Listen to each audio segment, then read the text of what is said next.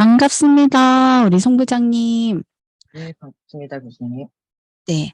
항상 여기 방에 계신 분들이 대부분 교수님이셔서 평생 인제 뭐 퇴직하기 전까지 논문을 쓰셔야 되는 고민들을 가지고 계신데요. 오늘도 사실 저도 어 저희 학과 행사가 좀 있어 갖고 축제 때문에 바쁜데 그거 끝나자마자 또 다른 대학교 박사 논문 심사해 달라고 해서 갔다 왔거든요. 네. 역시 논문을 쓰는 것도 힘들고 음 평가하는 것도 힘들고 근데 사실 지난번에 여름방학 때 7월 달에 저희가 GEG 구글 코리아 방문해서 우리 송은정 부장님이 연구를 이렇게 하신다고 보여주셨는데 와 바로 저거야. 짠 필이 왔습니다. 그래서 강의를 요청드렸었는데요. 오늘 어 다들 교수님들 공감하시는 부분일 것 같아요. 네. 자 지금은 현재 GEG가 아니고 구글 코리아 교육팀장님이셨는데 지금은 나오셨고 현재 동국대학교 어 AI, AI 관련 교과 교수님이시거든요. 네. 오늘 송은정 부장님의 스마트하게 구글로 논문 쓰는 방법 네 청해서 듣도록 하겠습니다. 박수로 맞이해 주세요. 네, 안녕하세요, 교수님들. 오늘 만나 뵙게 돼서 너무 반갑습니다. 공중계할게요. 네,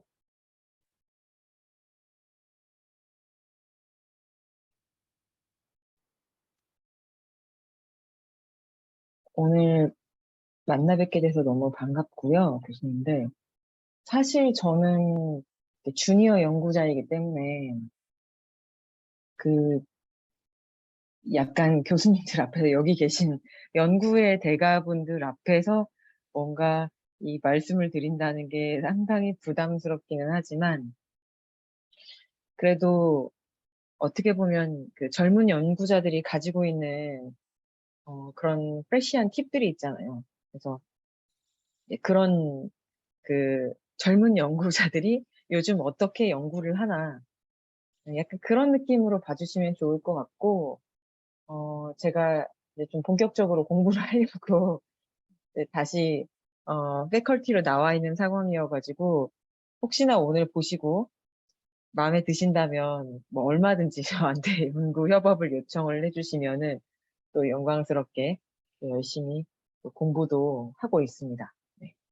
어, 뭐 제가 여기 계신 많은 교수님들에 미치지는 못하지만 그래도 좀 더 영한 연구자들의 트렌드를 전달해 드린다는 그런 느낌으로 시작할게요.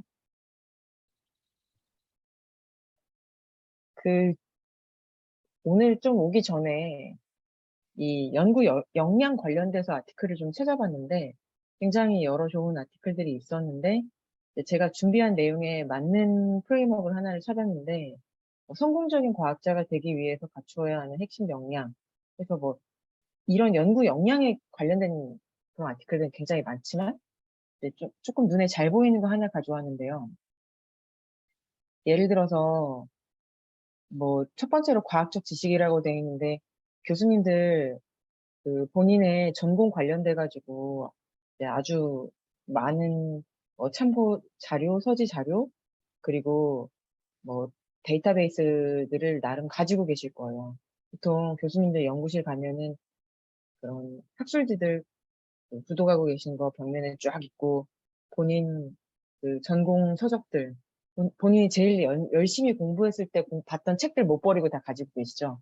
그리고 뭐 여러 가지 본인들만의 컴퓨터 안에 가지고 있는 연구 데이터베이스도 있으실 건데 근데 저는 이첫 번째 과학적 지식과 관련돼서는 어떤 생각을 했냐면은 내가 가지고 있는 소스가 아무리 많아도 그걸 잘 정리하고 또는 항상 연구라는 거는 남들이 하지 않았던 구멍을 찾아내가지고 아이데이션을 해야 되는 부분이 있잖아요. 그래서 과학적인 질문을 정의하는 분석적 접근, 이거 관련돼서는 이제 연구 아이디어를 캐치하고 그 아이디어를 로그하고 또는 새로운 지식을 정리하는 그런 방법에 대해서 좀 오늘 노하우를 말씀드리면 좋겠다라는 생각을 했고, 그다음에 이제 두 번째로는 연구 기법 개발이라고 돼 있는데, 뭐 문헌 탐색이나 동료 검토 과정이라고 있는데, 이제 서지 정보를 보고 내가 선행 연구를 정리하거나 아니면 연구도 일종의 프로젝트 단위로 관리되기 때문에 동료들과 함께 연구 프로젝트를 관리하는 그런 방법에 대해서 오늘 좀 말씀드릴 거고요. 그 다음에 뭐 실제로 라이딩 하는데 제가 쓰고 있는 여러 가지 팁들, 그 다음에 네트워킹 하는데 쓰고 있는 팁들 좀 말씀드릴 거고, 그 다음에 연구에서 가장 중요한 시간 관리 관련돼가지고 오늘 말씀드리면은 1시간 딱 맞을 것 같아요. 네. 그래서 맨 처음에 교수님들이 많이 가지고 계시는 전문적인 지식들이 있으실 텐데, 우리가 항상 새로운 아티클을 써야 되고, 그러려면은 뭔가 좋은 생각이 떠올라야 되잖아요. 근데 이게, 나 이제 뭔가 써봐야지 하고 책상에 앉았을 때 갑자기 아이디어가 마구 떠오르면 너무 좋겠지만, 보통은 그러지 않고, 오다 가다가 갑자기 좋은 생각이 떠오르는 경우가 많아요. 그래서 제가 쓰고 있는 어플리케이션 중에 하나가 브레인토스라는 게 있는데, 꼭 이거 아니어도 괜찮고, 여기 오신 교수님들은 뭐, 다 어떻게 보면 디지털과 스마트 기반 그런 업무에 익숙하신 분들이시니까, 스마트폰에 녹음을 한다든지, 아니면 스마트폰에 있는 메모장에 뭔가를 적으신다든지, 다 그런 정도는 하고 계신 걸로 알고 있어요. 근데 조금 진화된 형태의 앱이 있어서 소개를 해드리려고요. 지금 브레인토스 홈페이지 들어갔는데, 음, 뭐 별건 없고, 이 브레인토스는 일단은 안드로이드랑 iOS를 다 지원을 하고 있네요. 그리고 뭐 여러 가지 기능들이 소개되어 있는데, 잠깐 제가 기능을 잠깐 보여드리면은, 브레인토스 어플리케이션 딱 들어가면은 버튼이 한 세개밖에 없어요. 녹음하고 사진 찍고 글 입력하고 딱 세개밖에 없거든요. 저도 스마트폰에 설치를 해놓고 사용 중인데, 뭔가 번뜩 떠오르는 생각이 들면은 브레인토스 켜셔가지고 바로 저는 이제 녹음을 눌러요. 녹음을 딱 누르면은 제 목소리로 그냥, 나 요즘, 뭐 계속 생각하고 있는 뭐가 있는데, 다음에 학회 때는 이 주제로 한번 발표를 해봐야겠다. 아니면은, 뭐, 투고는 뭐 이걸로 해봐야겠다. 이런 식으로 아이디어가 생각나면은 바로 음성으로 녹음을 합니다. 그러면 이 브레인토스 앱의 좋은 점 뭐냐면은, 녹음이 딱 끝나면은 그걸 이메일로 쏴주거든요. 미리 사전에 설정을 해놨던 이메일로 쏴주는데, 저는 이제 보통 에버노트가 노트 테이킹을 할 때 이메일로 받을 수 있는 설정이 있어요. 그래서 에버노트에 딸려있는 이메일 주소를 여기 브레인토스에 넣어놓긴 했는데, 꼭 그걸로 안 하셔도 상관없어요. 가장 많이 쓰시는 이메일로 하셔도 아무 상관없고, 녹음을 딱 하면은 제 목소리랑 그 다음에 제 목소리를 글로 텍스트로 이렇게 변환한 내용이랑 그 다음에 어디서 녹음했는지 그 GPS를 통해서 위치 정보랑 이거를 이메일로 딱 보내줘요. 근데 저는 이제 제 거 에버노트에 녹음한 음성 파일, 그 다음에 그걸 글로 이렇게 정리된 거, 위치 정보 있으니까 그걸 가지고 제 연구 아이디어 노트북에 집어 넣어놓거든요. 그런 식으로 보통 저는 녹음 기능을 많이 쓰는데 뭐 사진을 찍을 수도 있고, 그래서 사진을 찍으면은 그 사진하고 위치 정보하고 실제로 무엇을 찍었는지 인공지능으로 이제 그 정보를 캡처링 해가지고 같이 글로 해서 붙어가지고 그게 이메일로 딱 보내줘요. 그 다음에 좋은 게 애플워치나 갤럭시워치 같은 것도 지원을 하기 때문에 핸드폰을 켜지 않더라도 바로 워치에 녹음을 하실 수가 있어요. 그래서 저는 이제 뭔가 연구 아이디어가 떠올랐을 때 바로 브레인토스 그 워치에서 켜가지고 바로 녹음하고 그게 이메일로 슝 날아가게 아이디어를 안 놓치는 게 중요하기 때문에 그런 거고요. 그래서 브레인토스 홈페이지 아까 보여드린 braintoss.com 들어가서 살펴보시면 좋을 것 같습니다.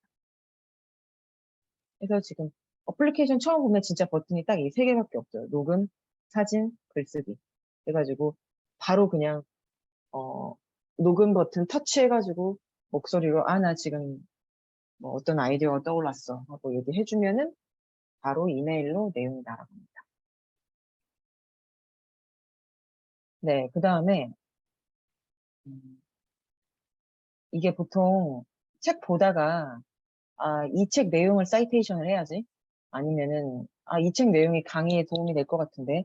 하고 이 뭔가 책이나 화이트보드에 있는 그런 내용을 디지털로 변환하고 싶으실 때가 있잖아요.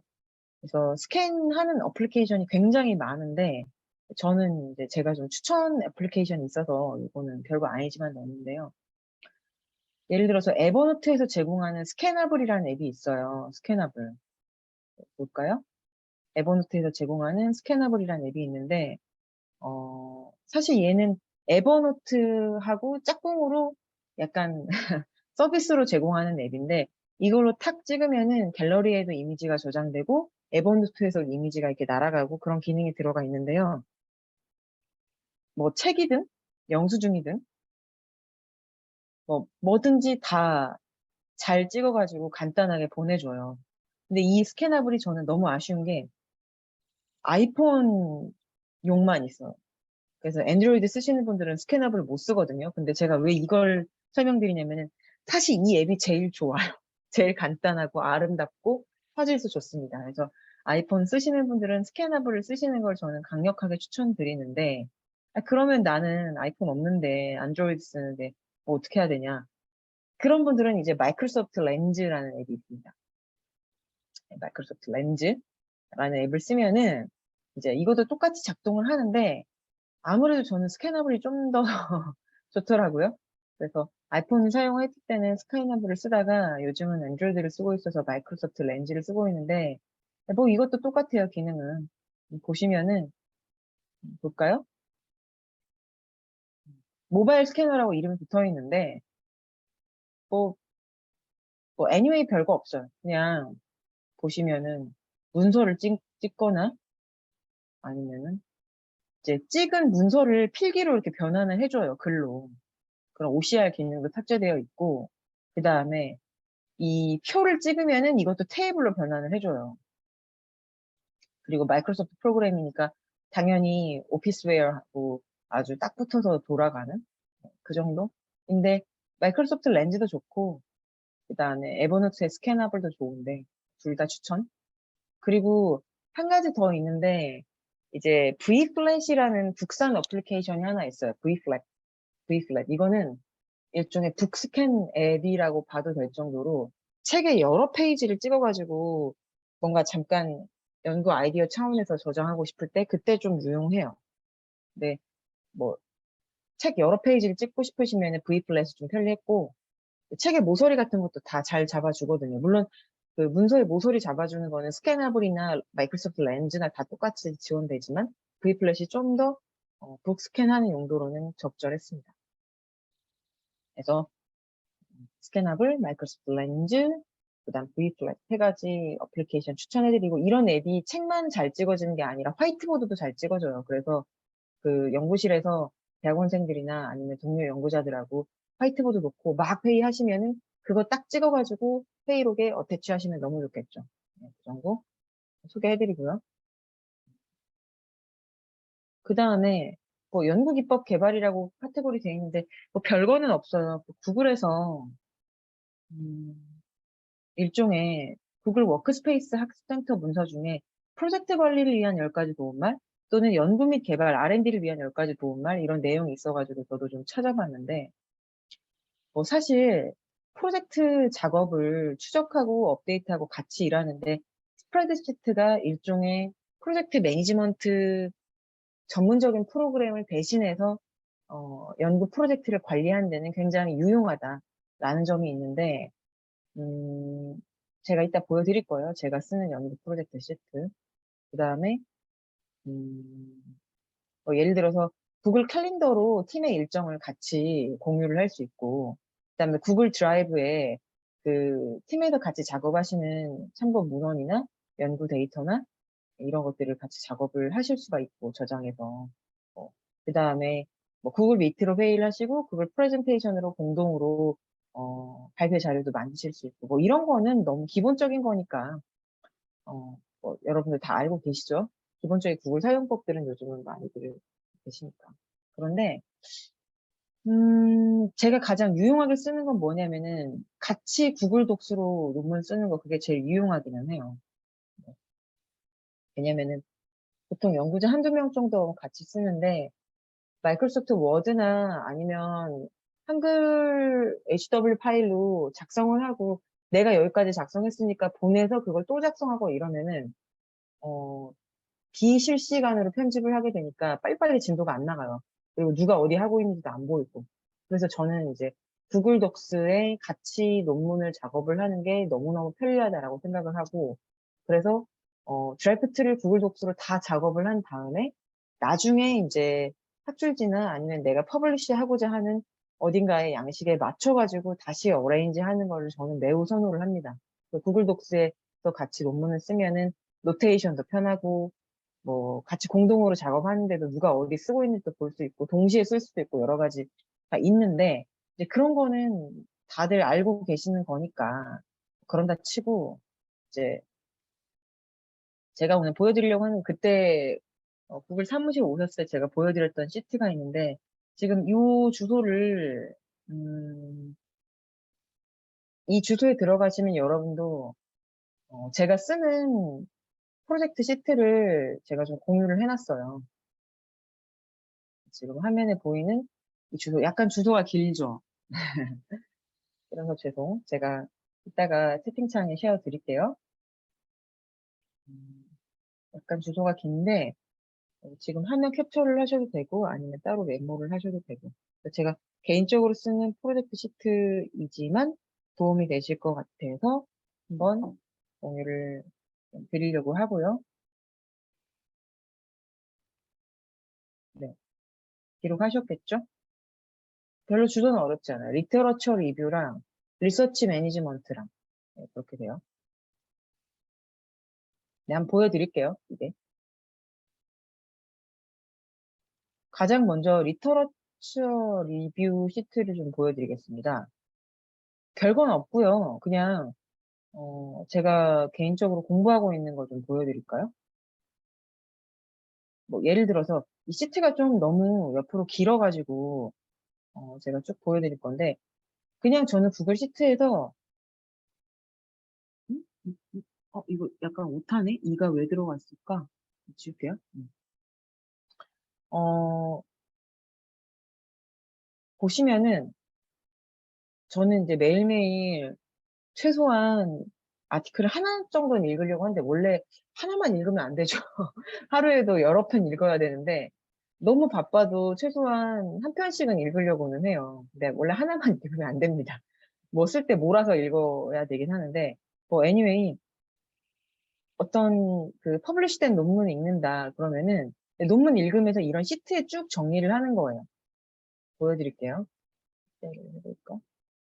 예를 들어서 누가 썼는지 지금 네.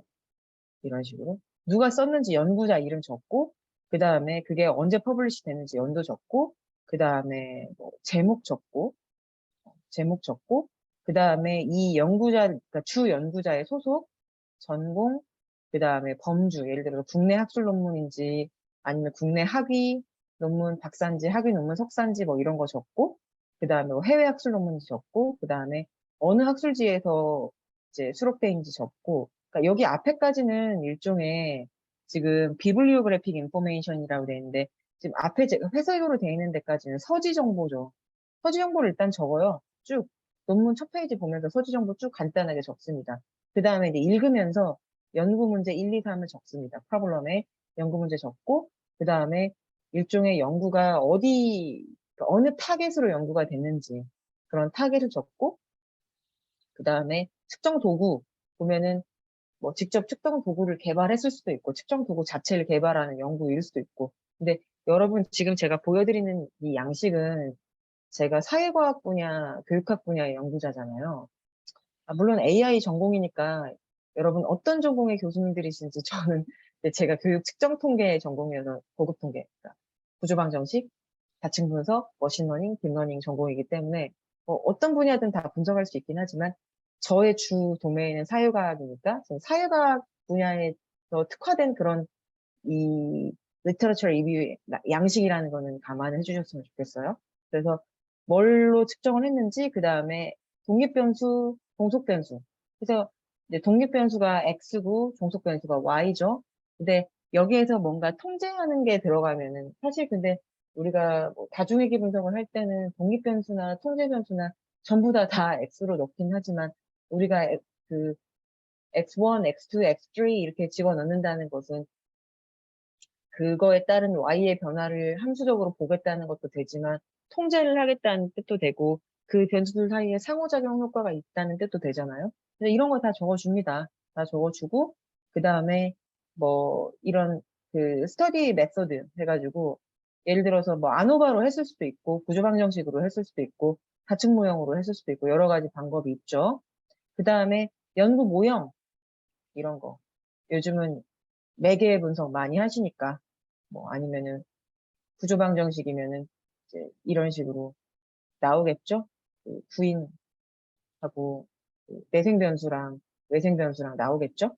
여기 화살표 있는 거 그림 찾아가지고 캡처해주고 다층 모형이면은 이렇게 나오겠네요. 일수준, 이수준 어떤지 이렇게 해주고 그 다음에 이제 분석 결과를 나온 거를 이제 정리를 해주는 겁니다. 간단하게 분석 결과 나온 거 다양하게 정리해 줄 수 있죠. 이렇게 그림으로 정리할 수 있고 아니면 분석 결과 간단하게 랩업 할 수 있고 그 다음에 이제 이, 이 논문 본문에 있는 것만 붙여넣기 하면 공부가 안 되니까 제 나름대로 결론과 재현을 요약을 해서 집어넣고 마지막에 이제 노트라고 돼 있어가지고 이 내 연구에 반영할 수 있는 아이디어들 아, 나 이 연구에서는 이런 부분 나중에 다시 보면 좋을 것 같아 하고 노트 테이킹을 해놓고 당연히 PDF에 밑줄 그어놓고 마킹도 다 걸어놓고 세이브를 하죠. 근데 이렇게 한번 정리를 하면은 나중에 뭐 이를테면 제가 이 시트는 어떤 특정 연구하려고 리터러처 리뷰 몇 편 봤던 거 일부만 넣어놓은 거거든요. 이렇게 하면은 한번 볼 때 이렇게 그냥 한 줄씩 정리해 놓으면은 어 나중에 굉장히 편해요. 어떤 연구. 물론 이런 식으로 다들 하실 거예요. 엑셀로. 다들 하시는 걸로 알고 있는데 뭐 anyway 저는 이런 식으로 좀 꼼꼼하게 정리를 하는 편이고 이거보다 좀 더 간소화해서 정리하실 수 있겠죠. 필요에 따라서. 메타 분석을 하실 분들은 여기에 뭐 이를테면은 이제 효과 크기를 구하는데 필요한 정보들을 넣으시면 되겠죠. 그래서 이렇게 양식 드렸으니까 리터러처 리뷰할 때 쓰셔도 좋고 아니면 제자들한테 여기에 리뷰하라고 시키셔도 되고 그런 거죠. 그리고 아까 시트에 이제 제가 이제 문헌 정리하는 시트 양식 공유 드렸고요. 그 다음에 이제 연구 프로젝트 관리하는 시트 이것도 한번 보여드릴게요. 뭐 이것도 별거 없어요. 예를 들어서 나랑 같이 연구하는 사람들 누구누군지 연구 팀원들 적고 그 다음에 몇 년도 연구인지 그 다음에 연구 제목이 처음부터 나오진 않겠지만 가안으로 적어놓고 그 다음에 연구자들 대표 연구자 소속이나 전공 그 다음에 내가 내는 게 뭐 학술 논문인지 아니면은 뭐 국내 학술인지 해외 학술인지 이런 거 적어놓고 그 다음에 출처라는 거는 나중에 봤을 땐 출처지만 쓰시는 과정에서는 이제 타겟 학술지가 되겠죠. 그리고 이제 연구 문제 1, 2, 3, 그 다음에 어느 연구의 일단 그러니까 실험 대상, RCT라고 하는 실험 대상. 그 다음에 아까랑 똑같아요. 측정 도구, 독립변수, 통제, 종속 다 이런 거 적어놓고 그 다음에 리터러처 리뷰에 들어가는 걸 여기에 정리를 해주는 거예요. 그래서 나는 어떤 방법으로 분석을 하겠다. 모델 결과, 결론 재현 이런 거를 나중에 적어주시면 좋은데 하여튼 처음에 시작할 때부터도 어느 정도는 적어놓고 시작을 해요. 그리고 여기 두 번째로 프로그레스 스텝 보면은 이제 연구 시작하면서까지 끝날 때까지 제가 일종의 제가 주로 쓰는 단계들을 쭉 적어놨는데 사실 저는 IRB는 잘 안 해요.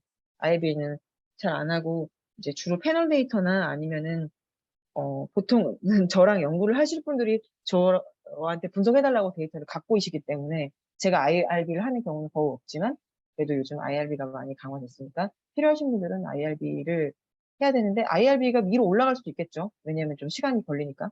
근데 애니 IRB 계획서를 내려면은 연구 주제랑 대상이랑 방법이랑 뭐 제목이랑 이런 정도는 있어야 되니까 IRB를 내는데 필요한 애들을 쭉 해놨고 여기서 지금 보면은 스테이터스가 not started, in progress, completed라고 되어 있는데 이제 하고 있으면 이거를 in progress로 고치고 만약에 다 됐으면은 completed로 고쳐놓으면 되겠죠. 근데 제가 이걸 어떻게 만들었냐면은 시트의 보기를 보시면은 이 숨겨진 시트가 있어요.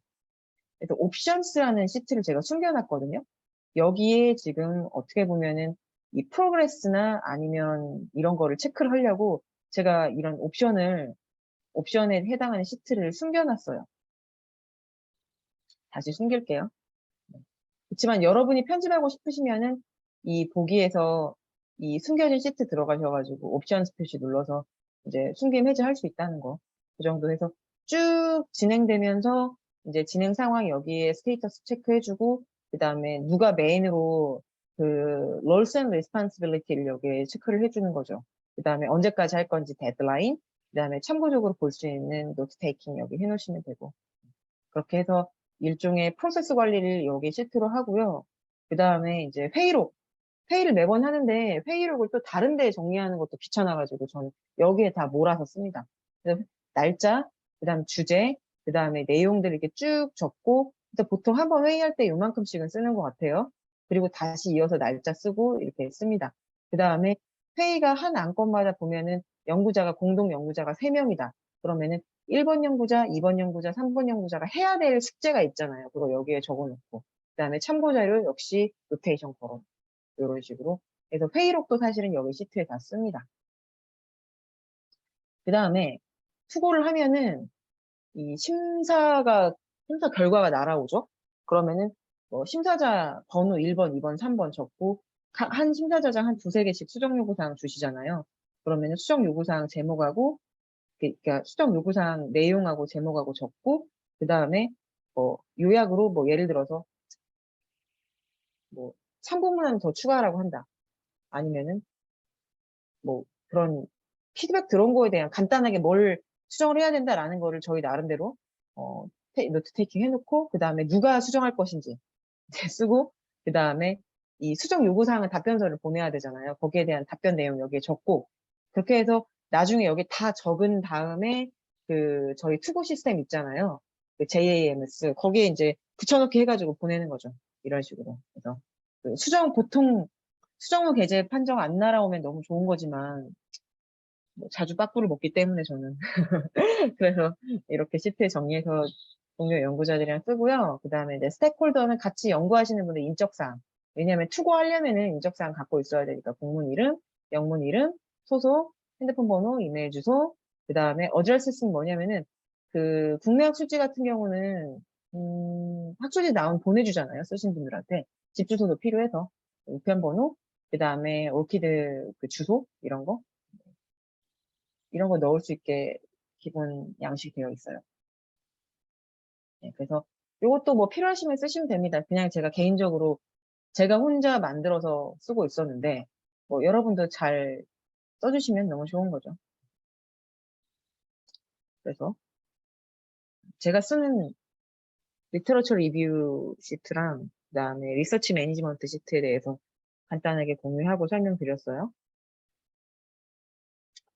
그다음에 구글 문서로 실제 라이팅 하는데 보통 저도 이제 목차 짜고 이제 리니어하게 쓰는데요. 조금 유용한 기능이 있어가지고 설명드리면은 구글 문서에서 도구를 누르시면 음성 입력이라는 기능이 있어요. 이걸 가지고 입으로 글을 쓸 수 있거든요. 한번 해볼게요. 음, 구글 문서에서 도구에서 이제 음성 입력 이렇게 하면은 이렇게 마이크 모양이 떠요. 마이크 모양이 뜨는데 이 마이크를 누르고 제가 말을 하면은 이제 목소리 그대로 글이 써집니다. 해볼게요. 안녕하세요. 음성으로 글쓰기 테스트입니다. 오늘 불금에 귀한 시간 내주신 교수님들 정말 감사드립니다. 뭐 이 정도? 네, 그래서 구글 문서에서 도구에서 그 음성 입력 네, 여기 들어가시면은 마이크가 뜨는데 목소리로 할 수 있어서 저도 사실은 너무 피곤할 때 이걸로 해요. 너무 피곤할 때. 아, 그냥 아니면 그냥 말로 대충 어떻게 해봐야겠다. 그리고 나중에 고쳐야지. 이럴 때도 쓰기도 하고 하는데 anyway 없는 것보단 낫죠. 그리고 이제 이 기능을 쓰시려면은 맞춤법이 잘 맞아야 되는데 도구에서 보시면은 맞춤법 및 문법 메뉴가 있고 기본적으로 맞춤법을 검사를 해주게 되어 있어요. 여기에서 맞춤법 설정을 보실 수도 있고 이 정도? 네, 그렇고요. 네, 일단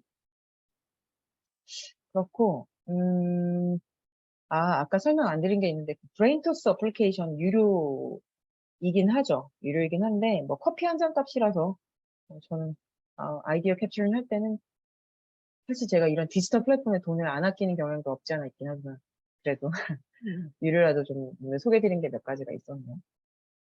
이어서 말씀드릴게요. 음성인식 활용해서 구글 문서로 글 쓰는 거 좀 소개해드렸고 이제 거꾸로 이거는 제가 많이들 하시는 거여가지고 그냥 넣어놨는데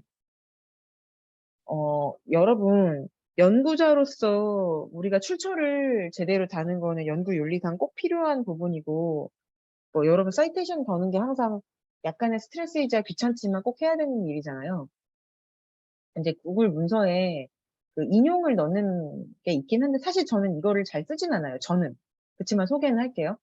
그 구글 문서에도 저는 이제 사이콜로지 매트릭 전공이기 때문에 APA를 하긴 하는데 이제 MLA로 형식으로 넣으신 분도 있으니까 또는 시카고 스타일로 넣으시는 분도 있죠.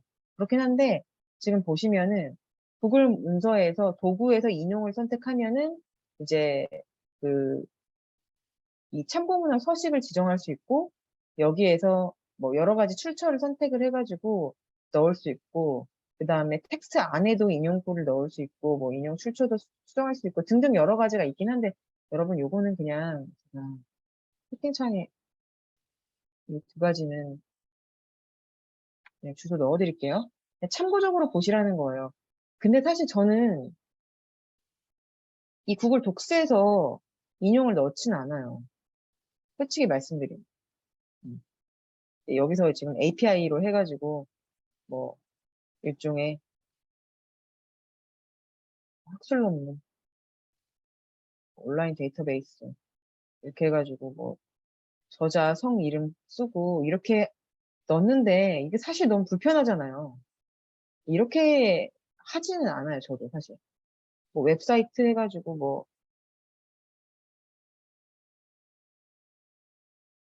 이런 식으로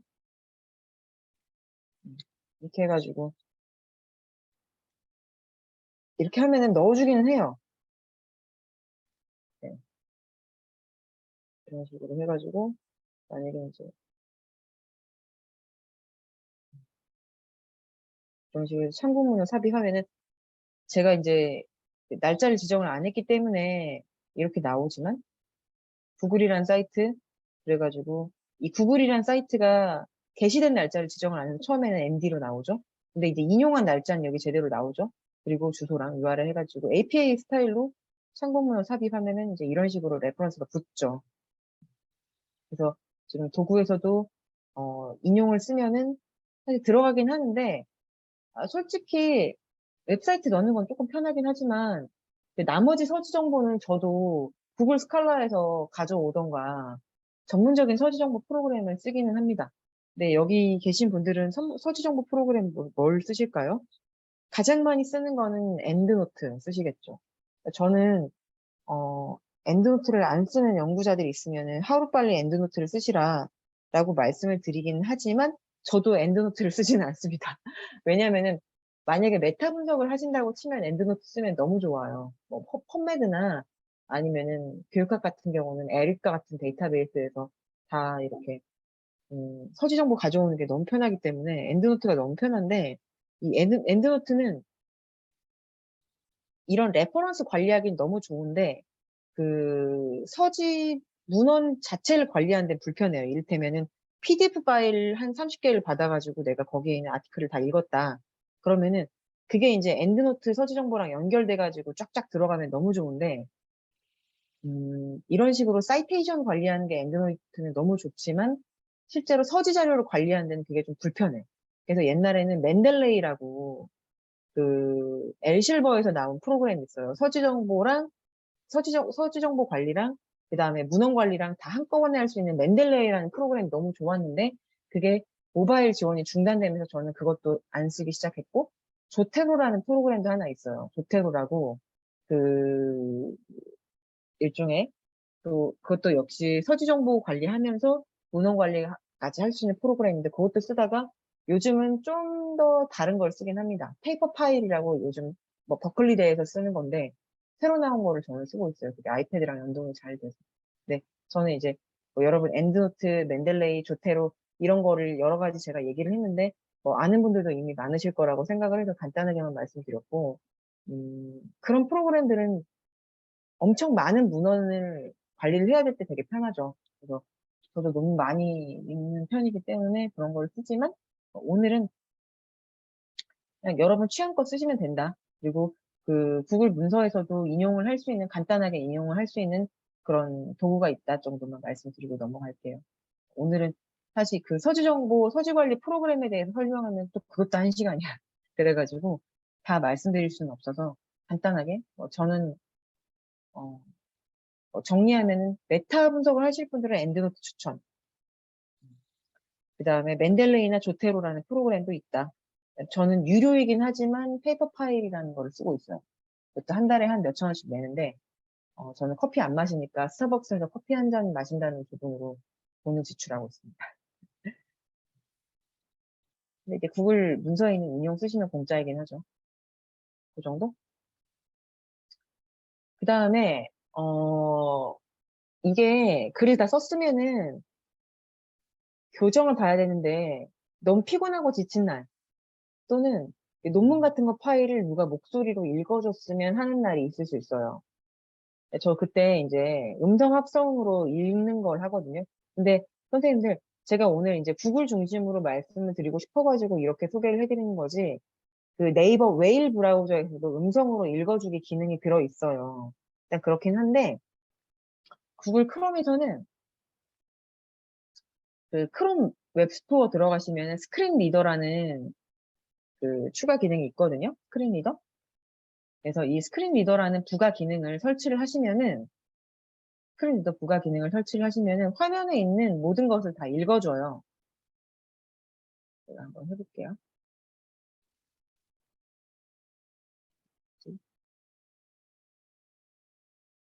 아, 활성화를 안 해놨구나.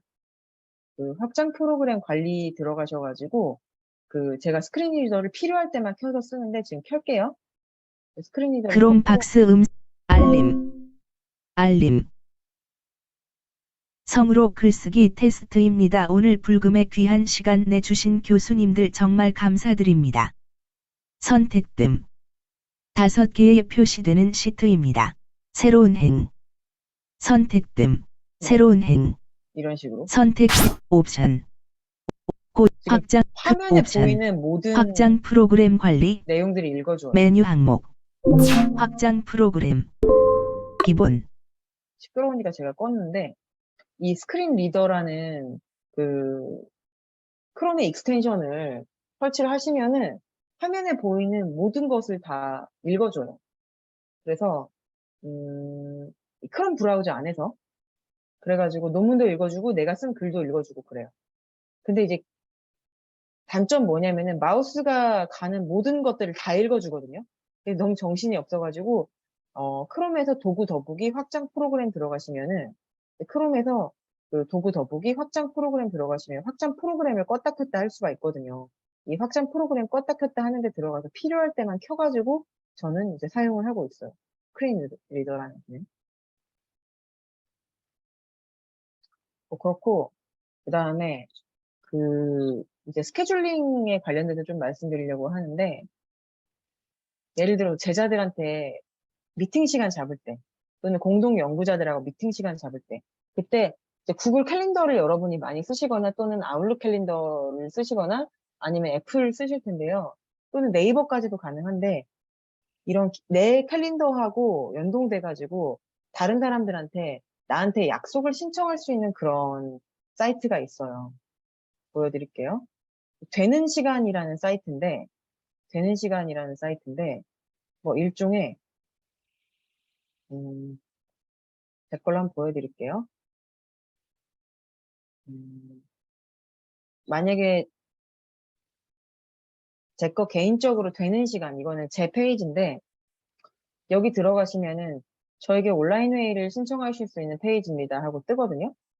그러면은 30분 회의나 50분 회의, 저는 이제 줌하고 연동을 해놨는데, 줌도 되고 구글 미트도 되고 다 연동은 알아서 됩니다. 근데 예를 들어서 저한테 이제 50분 온라인 회의를 신청을 하고 싶다. 그럼 제 제자들이나 아니면은 저랑 같이 연구하는 동료 연구자들이 여기에 이제 예약하기를 눌러요. 그러면은 오늘 같은 경우는 제가 이 세션이 9시에 끝나니까 9시밖에 예약할 수 있는 시간이 안 남아있죠.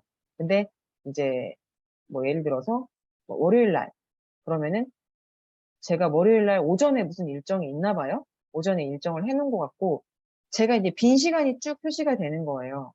저의 빈 시간. 그래가지고 예를 들어서 보니까 뭐 이 사람이 1시에 시간이 비네? 그러면은 1시를 누르고 확인 하면은 이제 저한테 온라인 미팅을 신청하신 분의 이제 성함 적고, 뭐 홍길동 적고, 이메일 주소 적으시고, 그 다음에 전화번호, 소속 직위, 회의 목적 및 내용, 이렇게 내용 적어가지고 예약하기를 누르시면은 저한테 온라인 미팅을 누군가가 신청했습니다 하고 이메일이 날라오면서 줌 미팅이 자동으로 예약이 딱 잡혀요. 이런 식으로. 그래서, 부장님, 어, 네네. 그 뭐지? 아까 스크린 리더 확장 프로그램 꺼야 될 것 같아요. 걔가 계속 말을 해요. 껐는데요? 지금 아마 여기 계신 교수님들 거에서 저만 들렸나? 네, 그랬을 것 같아요. 아마 지금 교수님이 안 끄셔가지고 소리가 날 거예요. 저는 아, 껐고, 네. 네. 그래서 이걸 켜시면은 이제 끄는 걸 잊어버리시면 안 됩니다. 계속해서 소리가 나기 때문에. 네. 알림, 또 확장 나는데 프로그램, 또 나요. 타이틀바어, 닫기, 버튼, 전체 액세스. 이 사이트의 네. 정보를 확인하고 변경할 수 있는 확장 프로그램입니다. 스크린 네. 리더, 버튼, 저는 껐는데, 네. 스크린 리더 이 저는, 사이트 알림, 네. 문서의 인용 추가, 구글 네. 저는 껐기 때문에 이지영 교수님이 끄시면 되는 걸로 알고 있겠습니다. 네. 어쨌든, 이 스크린 리더는 그래서 끄는 걸 잊어버리시면 안 돼요. 소리가 계속 나요. 네, 끄는 방법은 여기 지금 도구 더보기에서 확장 프로그램 들어가시면은 거기서 끄실 수가 있어요. 혹시 테스팅 해보신 분들은 끄시면 좋을 것 같고요. 이어서 계속 말씀드릴게요. 방금 이제 되는 시간에 대해서 말씀을 드리고 있었는데, 이제 whatime.co.kr 이렇게 돼 있고, 사실 이거 말고도 많아요. 이거 말고도 뭐 캘린더랑 연동돼가지고 시간 약속을 잡는 그런 솔루션들이 굉장히 많은데, 이걸 왜 소개해드리냐면 국산이어가지고 아무래도 영어로 돼 있으면 사람들이 힘들어 하시더라고요. 그래가지고 약간 이런 식으로 한국어로 돼 있으면 좀 편하실 것 같아가지고 국산 솔루션을 찾아서 이제 좀 소개를 드렸어요. 이런 식으로 해서 30분 온라인 회의나 50분 온라인 회의를 이제 선택할 수 있게 그렇게 제가 해놨고, 이거는 이제 설정 페이지에 들어가시면은 이런 식으로 옵션을 추가적으로 만들 수 있는데, 뭐 예를 들어서 예약 페이지 설정해서 뭐 소개하는 말을 여기에 다 설정을 해 놓으실 수도 있고, 예를 들어서 30분 온라인 회의 편집 한번 들어가 볼게요. 예를 들어서 이거를 일정 이름을 30분 오프라인 미팅 이렇게 하셔도 되고, 미팅 방법 해가지고 저는 줌으로 해놨지만 직접 만나거나 구글 미트나 전화 미팅 또는 예약자가 직접 선택할 수 있게 그렇게 하실 수도 있고, 그리고 그 각각의 30분 미팅의 주소도 따로 할당해 놓을 수가 있어요. 네. 그런 식으로 돼 있고, 예약 가능한 시간은 저는 이제 오전 9시부터 밤 10시까지 다 밖에 해놨는데, 이거를 뭐 특정 요일이나 이런 거를 블록을 해 놓으실 수도 있는 거고, 그 다음에 예약자한테 이름, 이메일, 전화번호까지 받을 것인가? 또 저는 추가로 소속 직위랑 회의 목적 및 내용까지 받을 수 있게 해놨고, 그 다음에 누군가가 여기서 이제 미팅을 신청을 하면은 저는 이메일로 날아오게 해놨거든요. 근데 이거를 뭐 핸드폰 문자나 카카오톡으로도 오게 할 수 있는데, 문자나 카카오톡으로까지 오게 하려면은 아마 돈을 내셔야 될 거예요. 근데 지금 그냥 이메일 기본 설정으로 해놓으면 무료로 쓰실 수 있거든요. 저도 무료로 해놓고 쓰고 있고요. 그다음에 예약이 완료됐을 때 뭔가 이메일을 보내준다든지 아니면은 그냥 그 상대방이 신청하면 예약이 확정되고 또 되거나 아니면은 그 약속을 받는 사람이 수락을 해야 제가 수락을 해야 예약이 확정되거나 그런 옵션 정해질 수도 있고 뭐 그렇습니다. 그래가지고 뭐 상당히 괜찮은 솔루션 거기에다 국산 거기에다 무료 그래가지고 소개를 해드립니다. 네. 그래서 요금을 볼까요? 저는 무료를 쓰고 있고요. 그 다음에 무료 기간이 끝나도 계속 무료예요. 그래가지고 무료를 쓰고 있는데 뭐 예를 들어서 예약 페이지를 무료는 하나만 만들 수 있는데 보통 하나만 만들어도 되잖아요. 그 다음에 캘린더 연결도 하나만 해놔도 되잖아요. 구글 캘린더나 네이버 캘린더나 뭐 보통 하나만 쓰실 거니까. 근데 캘린더를 여러 개 쓰시는 분들은 이제 월 8,000원 정도? 근데 뭐 이거는 커피 한 잔 반 정도 가격이지만 약속이 많으신 분들은 쓰셔도 되겠죠. 그다음에 뭐 카카오 알림톡이나 이런 거 하려면 한 달에 10,000원이네요. 그런 것들. 근데 무료로 써도 저는 크게 불편하진 않아요. 그래서 캘린더 하나, 제 메인 캘린더 하나 연결해 놓고, 그다음에 지금 뭐 안 되는 거는 문자 알림 이런 거 안 되는데 이메일도 저는 잘 보니까 그렇게 그냥 무료로 잘 쓰고 있어요. 무료로 쓰셔도 크게 상관없을 것 같아요. 국산 플랫폼이라서 네이버 캘린더까지 연동이 된다는 거, 이게 좀 장점이죠. 그래서 마타임 좀 링크를 드렸고,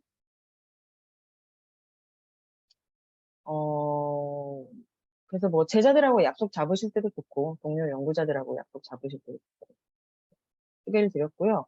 그 다음에, 얘는 제가 아주 가끔 쓰는데, 은근 편리해서 그냥 넣어놨는데 뭐냐면은, 그 선생님들 스마트폰의 키보드를 다른 키보드로 바꾸실 수 있잖아요. 뭐 단모음 키보드나 아니면 천지인이나 이런 걸로 바꿀 수 있는데 저는 이제 네이버에 스마트보드라는 걸 깔아가지고 네이버 키보드를 쓰는데요. 여기에 있는 그 기능 중에 하나 좋은 게 뭐냐면은 이 네이버 키보드가 그 애플도 되고 안드로이드 되고 다 되긴 돼요. 근데 중요한 게 뭐냐면은 한국말로 채팅을 치면은 이걸 영어로 자동으로 변환해주는 기능이 있어요. 이게 좀 편리합니다. 그 해외에 있는 연구자들하고 왓츠앱 같은 거로 대화를 할 때, 물론 제가 영어를 못하는 건 아니지만서도 그래도 그 바로바로 영어로 번역을 해주는 기능이 있기 때문에 여기서 한국말로 치면은 바로 영어로 번역이 돼가지고 조금 거기서 문장이 어색한 데 있으면 커렉션 해가지고 보내고 그러거든요. 한번 볼게요. 어떻게 돌아가는지. 보시면은 한국말로 이렇게 치잖아요. 한국말로 치면은 영어로 자동으로 입력이 돼요. 이 네이버 스마트보드 키보드의 기능이. 그래서 한국말로 치면은 영어로 자동으로 번역이 되고 영어 메시지가 오면은 그걸 한국말로 자동으로 번역을 해서 보여주고 그런 기능이 있어요. 네, 그래가지고 기본 키보드를 네이버 스마트보드로 대체를 하셔야 되고요. 뭐 맞춤법 검사나 아니면 자동 번역이나 아니면 상용구 입력 같은 거를 지원을 하기 때문에 저는 편리하게 쓰고 있습니다. 특히나 해외 연구자들하고 뭐 챗으로 바로바로 커뮤니케이션 해야 될 때 그때 좀 편리해서 잘 쓰고 있어요. 그래서 네이버 스마트보드인데 얘도 주소를 채팅창에 드릴까요?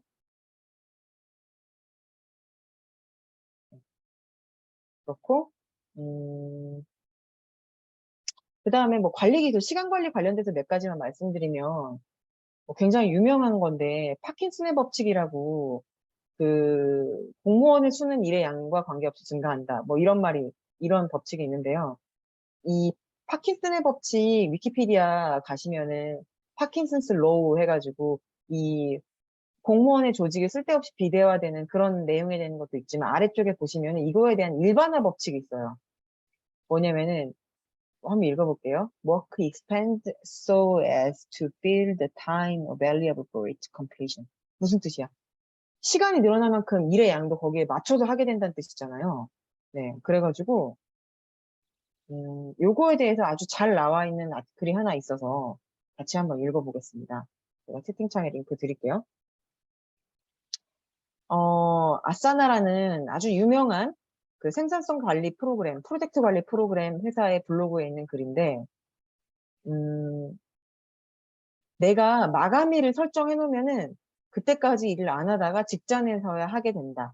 그래서 듀데이트를 정해 놓으면은, 마감일을 정해 놓으면은 그때까지 일을 늘려서 하게 된다라는 이야기예요. 그래가지고 사실 단지 30분이면 다 할 수 있는 일도 마지막 순간까지 질질 끌어본 적이 모두가 있으실 거예요. 이런 거. 그래서 유감스럽게도 마감일이 생산성을 높여주는 거는 아니다.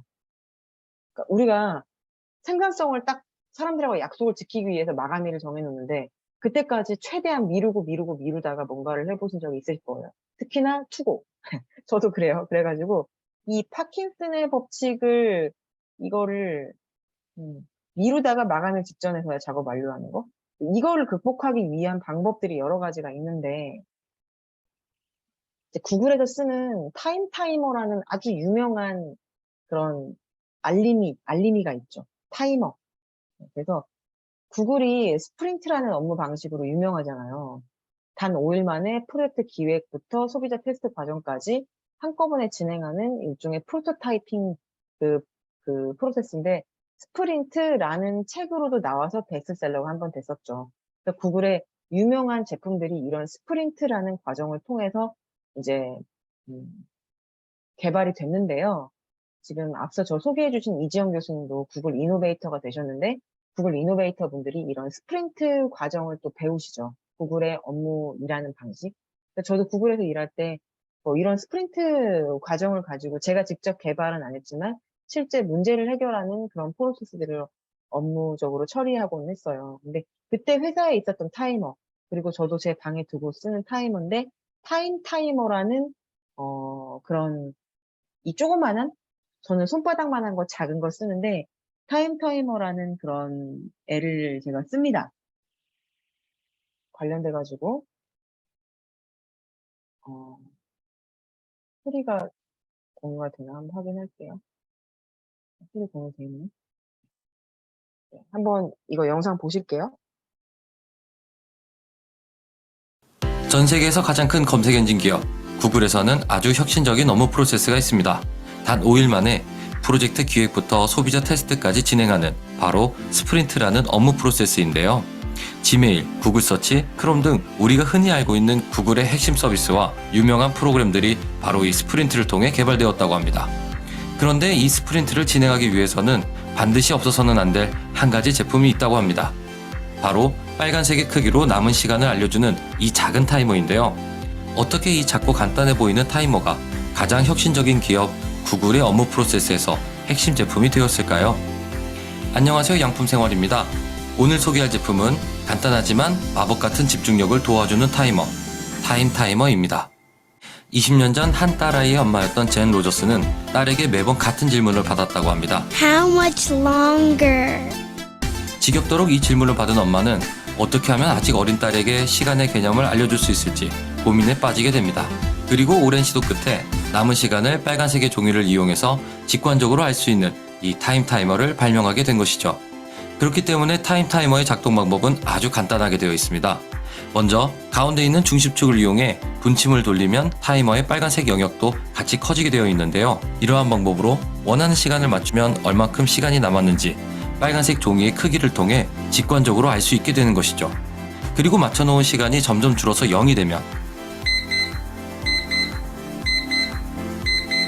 이렇게 알람 소리로 알려줍니다. 실제로 알람 소리는 다른 타이머들에 비해 그렇게 크지 않지만 소리를 완전히 끄고 싶다면 타이머 뒷면에 있는 알람 온오프 버튼으로 알람 소리를 끌 수도 있습니다. 다시 구글 이야기로 돌아와 보겠습니다. 타이머는 직관적이고 간단한 사용 방법 때문에 전 세계 학부모들과 교사들에게 빠른 속도로 널리 알려지게 되었는데요. 앞서 이야기했던 구글의 업무 프로세스 스프린트를 만든 구글의 수석 디자이너 제이크 넵은 아들의 창관 수업에서 처음 타이머를 접하게 됩니다. 그는 타이머를 보자마자 이 제품을 스프린트에 적용해야겠다는 생각을 했다고 합니다. 그리고 제이크 넵은 이렇게 이야기를 했습니다. 스프린트를 진행할 때 우리는 타이머로 3분부터 1시간까지 마감 시간을 설정합니다. 이렇게 짧은 마감 시간을 정해놓으면 집중력이 높아지고 긴급성을 느끼게 되죠. 그래서 구글에서는 스프린트를 하는 5일 내내 회의 때마다 타이머를 사용한다고 합니다. 네. 저도 사용을 했었거든요. 네. 그래가지고 타이머도 여러분이 구입을 해서 쓰실 수는 있겠는데, 근데 선생님들 이게 좀 이렇게 말씀드리면 그렇지만 비싸요. 비싸가지고, 구글 타이머 검색을 해보시면은 상당히 바가지로 팔거든요. 그래서 제가 추천하고 싶은 방법은, 물론 저도 타이머를 잘 써요. 방에 놓고. 손으로 돌리면서 쓰긴 하는데, 그거랑 비슷한 시간 관리 기법으로 또 포모도로 타이머라는 게 있어요. 일종의 토마토 모양의 타이머인데, 보시면 쿠킹 타이머처럼 생겼죠.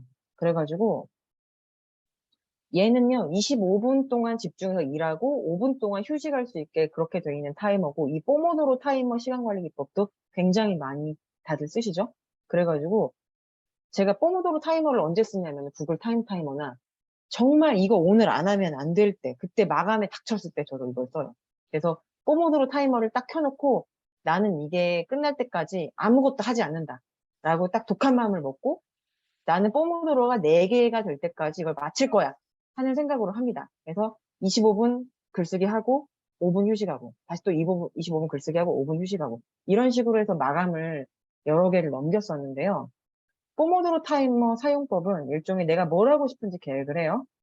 그 다음에 한 포모도로를 돌려놓습니다. 25분을 돌려요. 25분 동안 집중해서 일하고 그 사이 동안은 다른 일은 아무것도 하지 않습니다.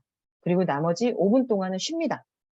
이 포모도로의 한 사이클을 한 서너 개 정도 거치면은 이제 4번 거치면 사실 일 너무 많이 한 거잖아요. 그러면은 이제 좀 길게 쉬고 이렇게 사용을 하시게 되는데 포모도로 타이머를 웹상으로 쓸 수 있는 게 있어가지고 좀 소개해드리면 지금 pomofocus.io라고 되어 있네요. 제가 주소 지금 채팅창에 남겨드렸고 얘도 여기 들어가가지고 스타트 누르면은 이제 일 말고 아무것도 하지 마라고 경고 뜨고 이렇게 시간이 줄어듭니다. 이런 식으로 해서 저도 크롬 그냥 웹스토어에 있더라고요. 네네네 그걸로 쓰셔도 되고 아니면 그냥 웹으로 하셔도 돼요. 그래서 상관이 없고요. 그래서 원하는 대로 쓰시면 되고 또 하나 더 있는데 이거는 제가 쓰는 건데 포커스 투두라고 좀 다른 거를 제가 씁니다. 얘는 제가 왜 쓰냐면은 얘는요 안드로이드, 아이폰, 워치, 맥, 윈도우, 크롬 익스텐션 다 있어요 얘도. 그리고 서로 그 내 계정으로 로그인 해놓으면은 몇 포모도로를 소진을 했는지가 연동돼가지고 보이거든요. 그래서 핸드폰으로 포모도로 했다가 컴퓨터로 포모도로 했다가 이렇게 해도 다 내가 시간을 쓴 게 연동이 돼가지고 저는 이 포커스 투드를 조금 더 선호하는 편입니다. 네, 그래서 지금 9시가 됐는데요. 뭐 1시간 동안 시간이 되게 그렇게 길지가 않아서 제가 연구를 할 때 어떤 솔루션들을 쓰는지 뭐 그런 것들을 컴팩트하게 정리를 해서 말씀드렸고 뭐 지금 채팅창에 뭐 여러 가지 주소를 남겨드렸는데요.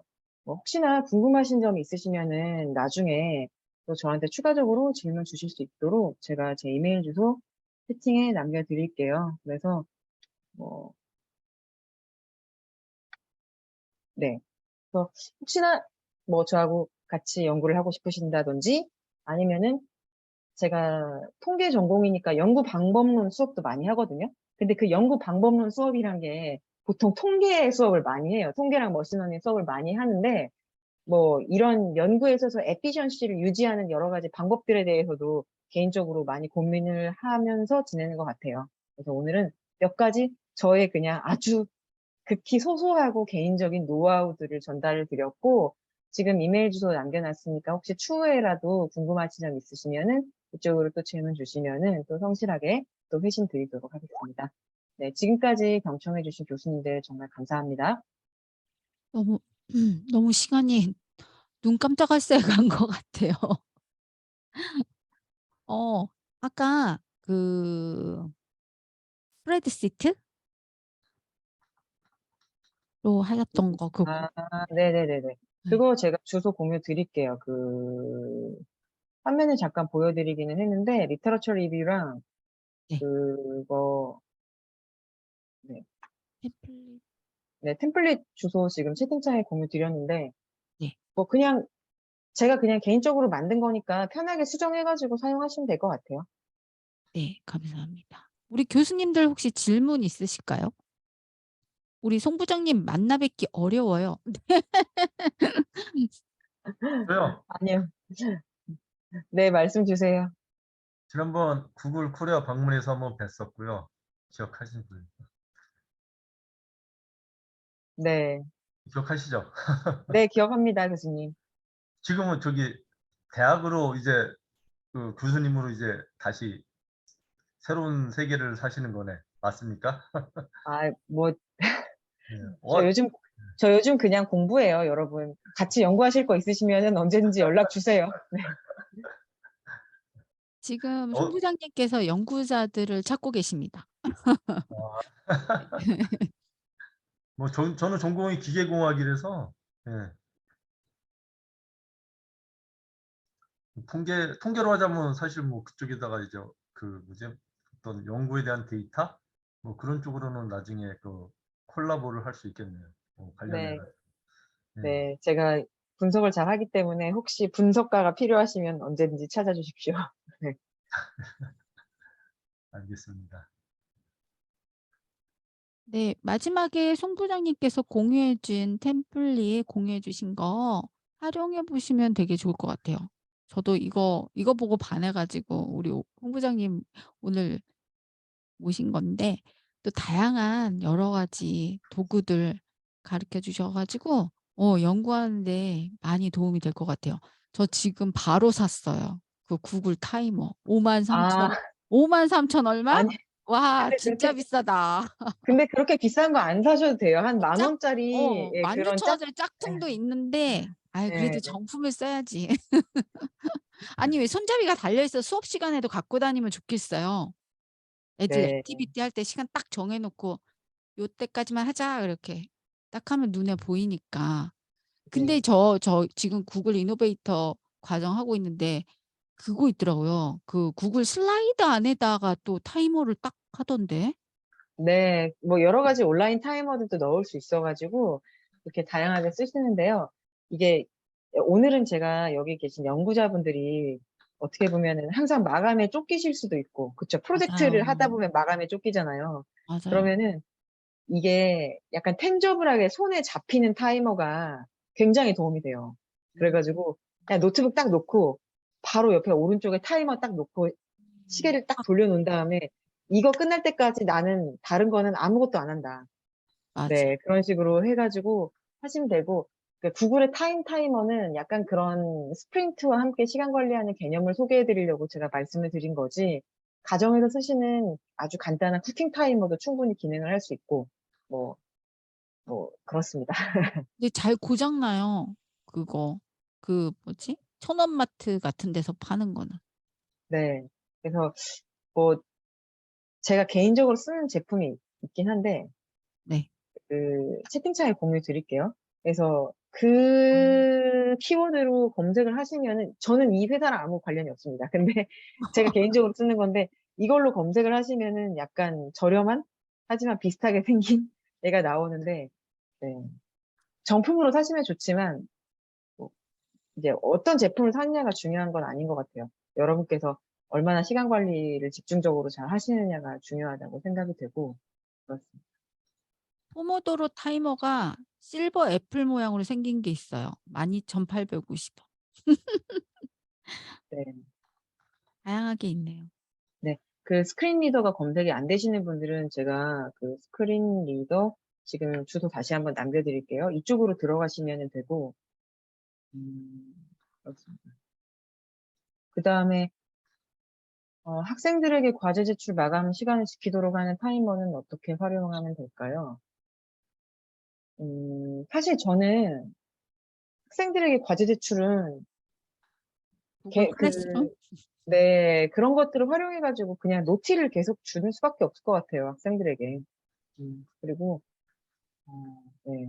그거는 뭐, 저도, 사실 제가 가르치는 분들은 워낙 다들 다 제깍제깍 잘 하셔가지고 제가 그걸로 스트레스를 받아본 적은 거의 없는데, 뭐 anyway 리마인드를 자주 하는 방법밖에 없는 것 같습니다.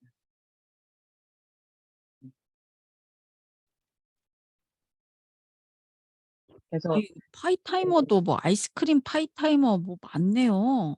네, 그렇긴 한데 그냥 저렴해서 어. 약간 그 구글의 정품 타임 타이머가 부담되시는 분들한테는 그걸 소개를 하긴 하는데 네. 편하신 방향대로 사용하시면 좋을 것 같아요. 또 뭐 오늘 진행했던 내용 관련돼서 궁금하신 점 있으시면은 또 질문 주시면 답변 드릴게요.